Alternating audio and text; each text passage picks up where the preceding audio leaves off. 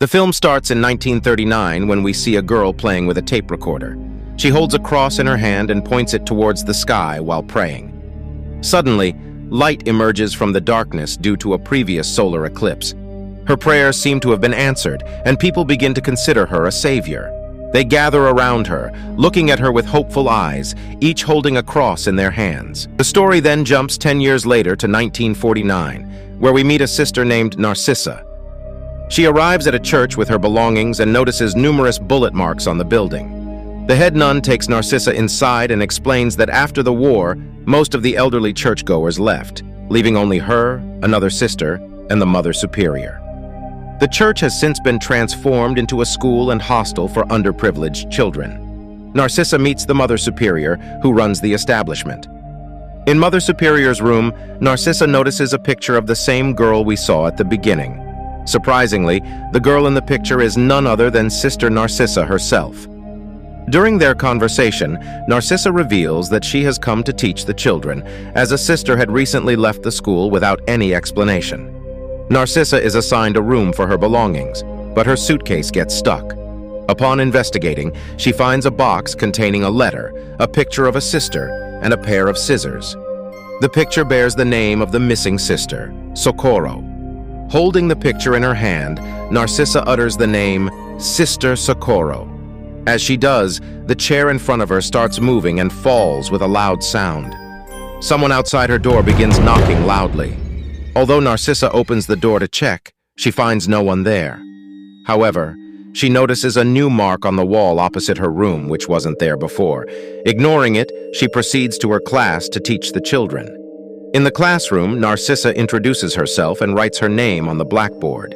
Suddenly, the children become frightened, murmuring something among themselves. One girl, Rosa, is so scared that she has an accident. After class, Narcisa confronts Rosa about the children's fear when she wrote her name on the blackboard. However, Rosa's twin sister refuses to let Rosa speak, claiming she didn't say anything to Narcisa. Returning to her room, Narcisa notices that the mark on the wall has grown slightly since she last saw it.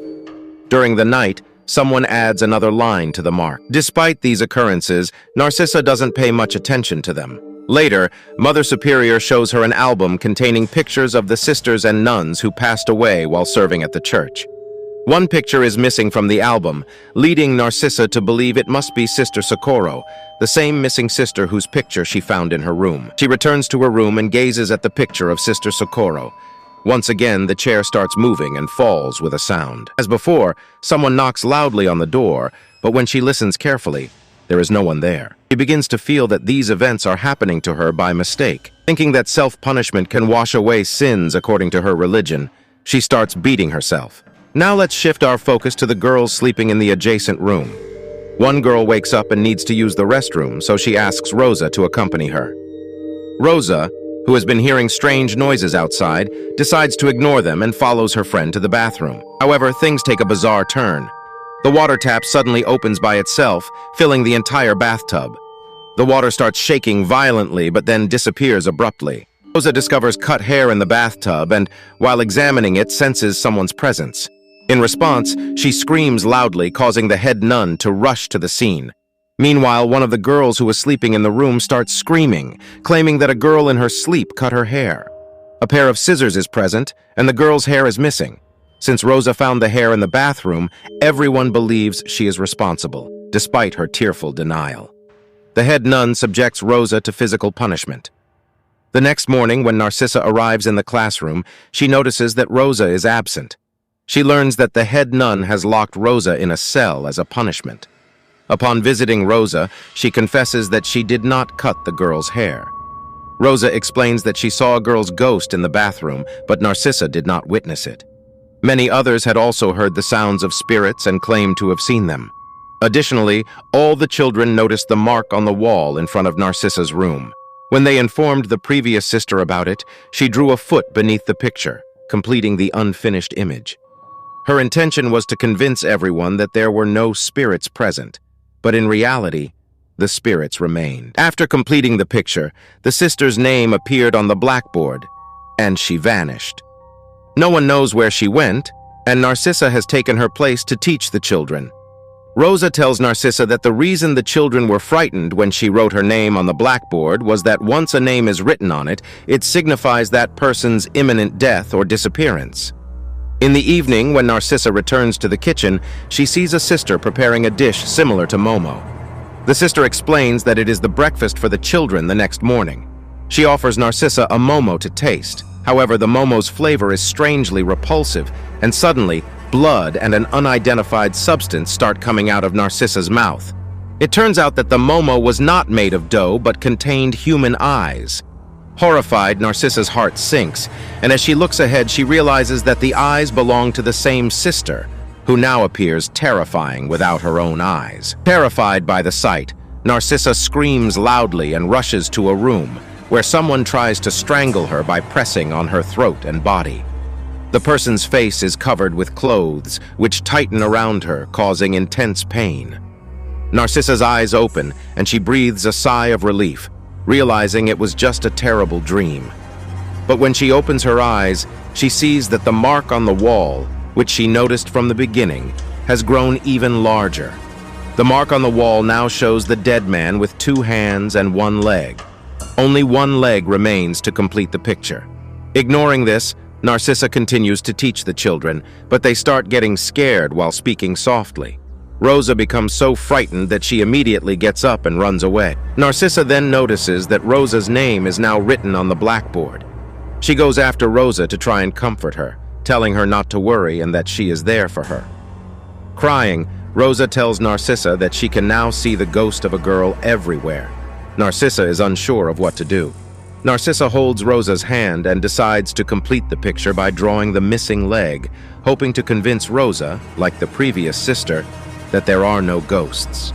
However, Rosa becomes scared again and tells Narcisa that there is someone behind her, but now it's not a child's ghost, but a terrifying woman. When Narcisa turns to look, there is no one there, but when she looks back, Rosa has disappeared. Narcisa becomes very scared and searches everywhere for Rosa, but she is nowhere to be found. In fear, Narcisa tells the head nun that Rosa has disappeared, and the head nun scolds her. She becomes angry and tells Narcisa to leave the school, as if she doesn't want her to know what is happening there. Narcisa searches for Rosa in a small room, but finds herself locked inside. She sees many eyes in front of her, and hands reach out from behind, trying to scare and harm her. Narcisa manages to escape by invoking the name of Jesus. She then sees Rosa's lifeless body in front of her and prepares to bury her, feeling immense sadness. With a heavy heart, Narcisa leaves the school. As soon as she sees the sun, a solar eclipse begins, reminiscent of her childhood experience. Darkness spreads once again, but after a while the eclipse ends, and a bright light emerges. Narcisa remains on her knees, fixated on the sun, even though she cannot see. Despite her blindness, she is able to perceive everything that happens around her. During the war, Narcisa witnesses a group of robbers entering the church. One of the robbers commits a heinous act against Sister Socorro. Narcisa is overcome with grief and screams. People in the present time realize that Narcisa has lost her sight. They bring her to a room and she holds the picture of Sister Socorro, connecting with the past once again. She sees what happened after the incident with Sister Socorro. Narcisa discovers that Sister Socorro's daughter was born after the incident. To protect the reputation of the church, Mother Superior keeps Socorro's daughter confined inside the church, never allowing her to leave. Narcisa witnesses all of this in her memories. In the present, Sister Socorro's soul appears before Narcisa. Narcisa has now realized the extent of the injustice inflicted upon Sister Socorro in the past. Out of pity, Narcisa reaches out and holds Sister Socorro's hand, transporting herself and Socorro to the past. In the past, Socorro's daughter has grown up, but one day she falls ill with a high fever. Despite her condition, the Mother Superior and the other sisters refuse to take her to a doctor, fearing that her true parentage will be revealed. They lock Socorro in a room and attempt to cure her daughter's fever by placing her in a cold bathtub. However, the water is too cold, causing the girl to thrash about and hit her head, resulting in a fatal injury. Overwhelmed with grief, Socorro takes her own life. Narcisa is deeply saddened by all she has witnessed in the past and decides to open the room where Socorro was locked. The room had always been closed and off-limits to everyone. As soon as the room opens, two timelines begin to converge. the past and the present, both intertwined. In the past, Socorro's body comes to life where she was hanged, while in the present, her soul begins to haunt and scare the Mother Superior, the head nun, and the other sister who were responsible for her child's death. In the past, Socorro inflicts a fatal injury on the head nun in a strange manner, causing her death. As soon as the head nun dies in the past, she also dies in the present. Socorro then confronts the Mother Superior and forcefully submerges her face in the bathtub. In a similar fashion, when the Mother Superior dies in the past, she is also killed in the present. The recurring falling chair in Narcisa's room was actually Socorro's attempt to communicate with her, while Rosa was able to see her daughter's soul. The school now experiences complete peace and tranquility, and the school is safe in every way.